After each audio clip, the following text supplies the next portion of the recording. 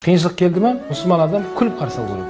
Одан қашпайды мұсылман адам. Сол қиыншылықтан өту арқылы бірақ ол деңгейі көтеріледі. Бақытсыз адамдар қиыншылықтан қашатын адамдар.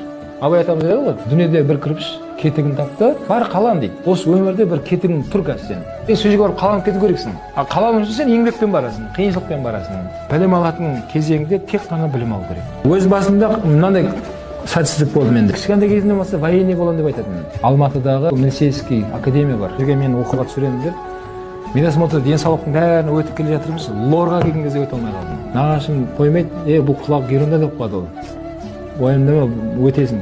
Бұдан да хуже нәрсені өткен бұл жерден.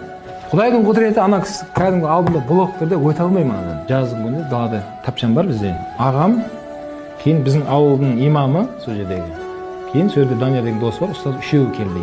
Имам Құранды жаттау, ол қарилардың қаншалықты ертең Құдайдың алдында да ата-анасының басында күннен жарық болған тәжі кигізетін жайында керемет бір насихат айтты. Сол үшеуі жақсы даумен деп кетіп қалды.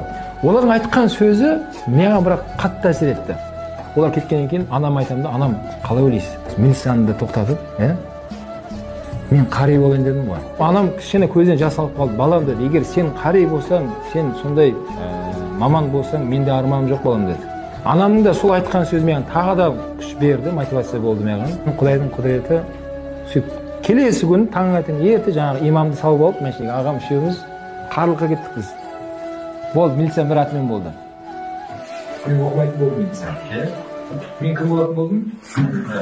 Қари болатын болдым. Қараңыз, өмір сондай екенде, қараңыз, сондай нәрсе біз білмейміз, тек қана болады көресің, бірақ адам жақсы нәрсеге ұмтыла берсе, Алла тағала одан да жақсы нәрсе шығара береді сенің алдыңа.